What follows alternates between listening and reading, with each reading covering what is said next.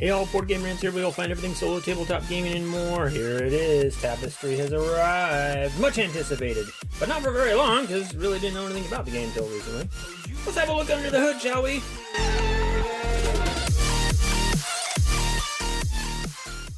And so we've got a game here that was somewhat controversial in how it was marketed. Oddly enough, it's a weird that a lot of people had a lot to say about the way this was marketed, which, as I was saying, nobody really knew anything about the game until, I don't know, a few weeks before it came available.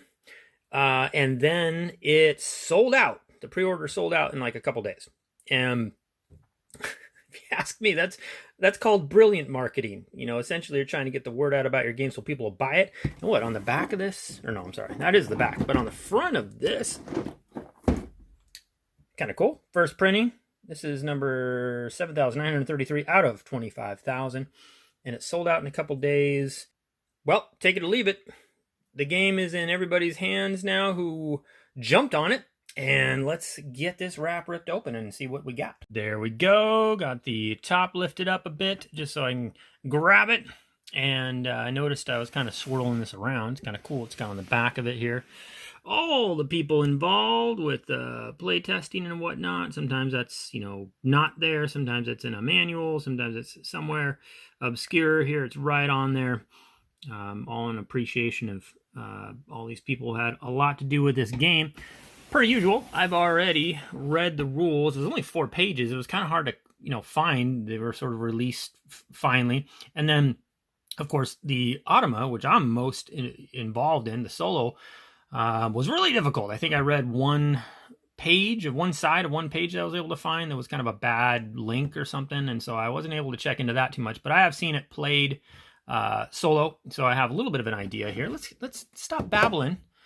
Let's see what we got. So here it is. Here's the probably the 4-page rule, not book. It's just very loose leaf. Nice feel to it. Has that cool little grainy feel.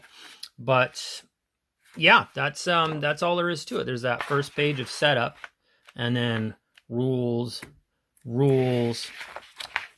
and some more rules, and then the end game. That's, you know, so it's not a difficult game to learn. Of course, those are some of the best games on the planet. The ones that aren't too difficult to learn, but have all the cool, subtle nuances in there. So let's continue on and see what we got here. We got a couple reference guides. So these are going to explain what a lot of the symbology, a lot of the iconography on the board means. So, you know, kind of cheating, making sure, you know, making the, oh, it's only a 4-page rule book. Well, here's another, you know, technically a couple pages of the rule book. That's a 6-page rule book. And very well laid out, very nice. This is a civilization game, essentially. Okay, here we go. That's what I'm looking for right here. Okay, Automa, yes, rules for solo play. So this has a little bit of what I recall from Euphoria, Ignorance is Bliss, and then you're gonna have a deck of cards, and you're gonna be flipping over the 2 cards and kind of combining them, and you'll be looking at the where they combine and ignoring the outside parts of the card, and in the middle there it's going to go over what the AI does, what the Automa opponent does. And there's actually 2 different ones. There's sort of another reason why it reminds me of Ignorance is Bliss, because, which, by the way, same designer, and I believe same Morton Monrad Peterson did that Automa as well. And so this has definitely some similarities to it, lots.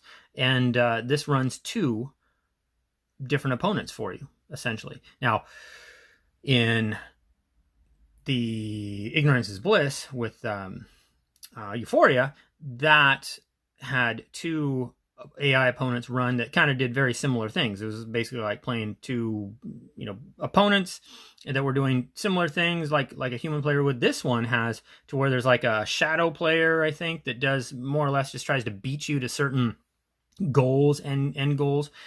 And then an actual player that sort of does more, you know, what a human might do. So that's kind of cool. I like that, the way that's sort of mixed up, so that I've just never seen that quite done before that I can think of anyway.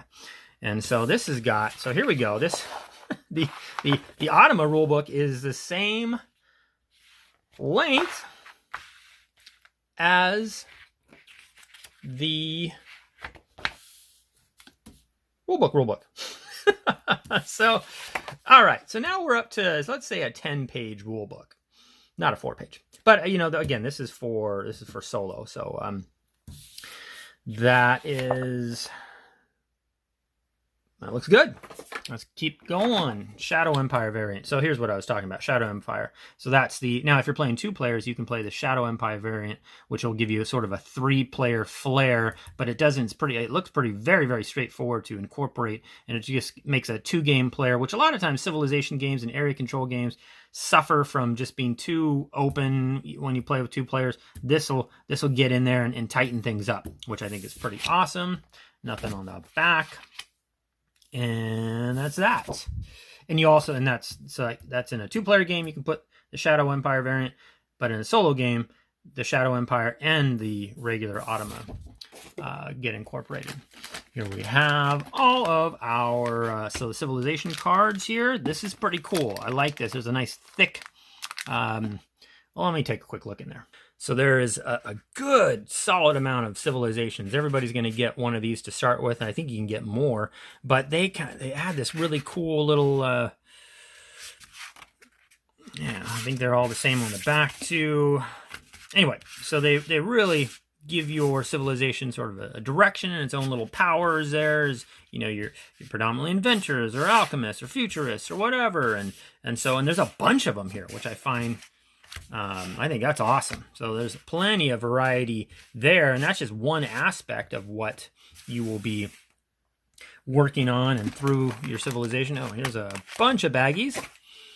And then here is, let's see, let's bring this up a little closer. Cards. Lots of cards. We got the technology cards, I believe these are. Air conditioning. Well, that comes in handy when you're in the... One thing I understand is that these kind of come out in sort of odd timing, because air conditioning seems like kind of a futuristic thing, but this you could get this card back in your Stone Ages of your civilization. So it leaves a little bit to be to the imagination. It sort of just represents a kind of technology, but the fact that you can sort of develop air conditioning while after you just figured out how to make fire, whatever. So advanced track. Okay, so here it looks like maybe the back of a Automa card. And let's continue on. We got more academia. Nice, more cards. And we got income things here to consider with. Yep. Anyway, continuing on, we got some dice. We're gonna have some dice to roll for the science track, and then we're gonna have the red and black dice. They're gonna be rolled for when you're out there military style conquering, and very straightforward as far as the military and attacking portion of this game. All right, so here is a bunch of, okay, yeah, I'm gonna hold off on that. We got we got the player board. We've got these capital cities that you get to develop. So you're gonna have a civilization card, which I showed you earlier, these guys, and then you're gonna have a capital city on the other side of your player board, which I think is right there, and I will get to that. This looks like the Automa board right here, but let's continue on. Just look at some of this freaking gorgeous. Look at these things. Holy moly. Stonemaier Games just doesn't disappoint when it comes to feeling like you're getting, it feels like it's taped. Let me see here. Okay, got it. And so I got this little nice little plastic lid off here, and look at these miniatures. These things are flippin' gorgeous. All colored and everything, and oh my gosh. The detail, just smoking. As I was saying, the value for Stonemaier Games, I just have not purchased a game and thought, well, you know, from a components, maybe it's a good game, but from a component standpoint, it just wasn't worth it, or, you know, which there's been a lot of games I've, you know, thought about that. And this is, they just put out, whether it be Wingspan or, you know, Euphoria or Scythe, or, you know, this just for the money. And then, I mean, I have yet to play the game, but I have a good feeling this is going to be a good one. They just don't disappoint. And look at all these pieces. These are nice, big, crunchy, you know, heavy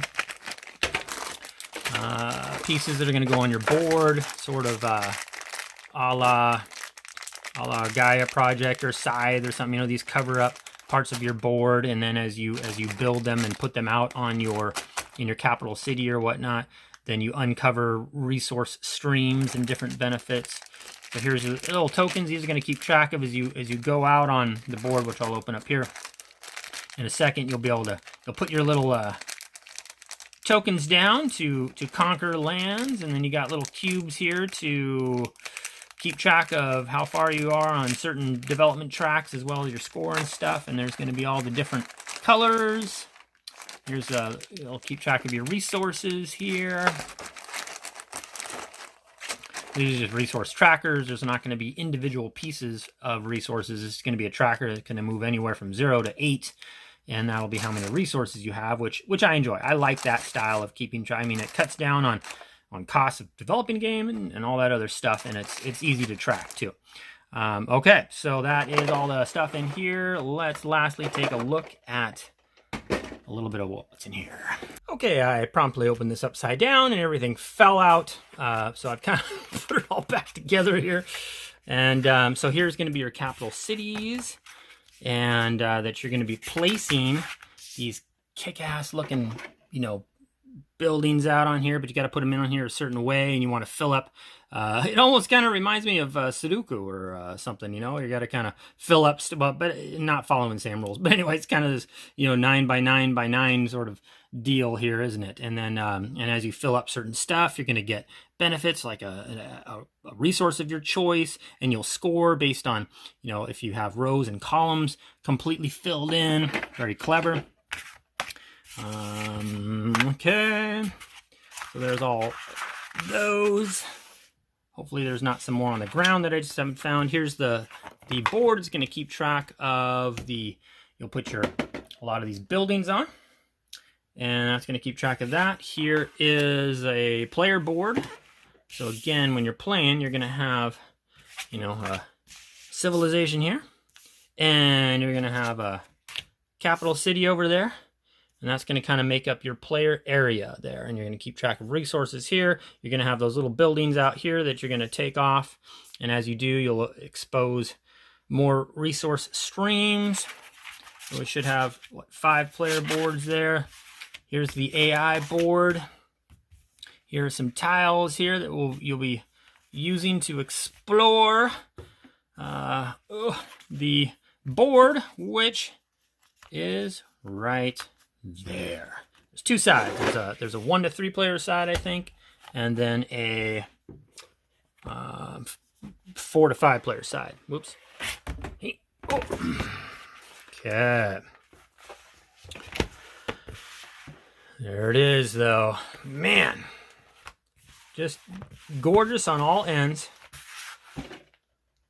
Top-notch quality. This is a nice thick board. Cool, too. I like the rounded edges touch. There's where we're going to be out. Everybody's going to be exploring the land. Here's our technology tracks that we'll be working up. The military, the technology, the exploration, the science. Essentially, on your turn, you're going to be just moving a little token up a track. Everybody's going to have a token, and as you do that, you have to pay certain resources to move up, and then you'll get certain little benefits. But that's going to be like most of your game is just doing that. That's why it only takes a few pages to really explain, and then you're going to be expanding out on this board. And then at certain times, you're going to be taking an income action, which is going to shift you to the next era. But it's not, nobody does it at the same time. I mean, they can, but no one probably will. You know, it's going to be very unique to you and how you're building your civilization. When you start running out of probably resources, you're going to have to take an income phase, and then that's going to move you on to your next. You know, you start by making fire, and then you're going to move to here. and then you're going to move to here, and then you're going to move to here, and then you're going to be, I think, done. I think it's 5 different income phases, and then everybody has to kind of get to that point, and then you score your points and see who won. So, you know what? Let's take a quick look at these cards here. There we go. Got some of these cards. So again, here's your stack of your technology cards, and then here is looks like just some player aids. We've got so these are the Tapestry cards, hence the name Tapestry. You're gonna get these, and these are the ones that you're gonna be playing out here at different income when you take an income turn. And of course they give it, and then here's the Automa part. So it looks like we got some more player aid stuff for the Automa. The Automa can take on different levels and different themes. And then, yes, here's the cards that'll be flipped over and then combined together. You'll kind of just pay attention to what's in the middle there, and that's going to determine your actions that the AI will take. Very cool, very well put together looking game. I am super stoked to be getting into this from a solo standpoint. Might even let some friends play. Who knows? But that is it. That is Tapestry. And I appreciate you watching. And until next time, I'm Board Game Rants, and I'm out.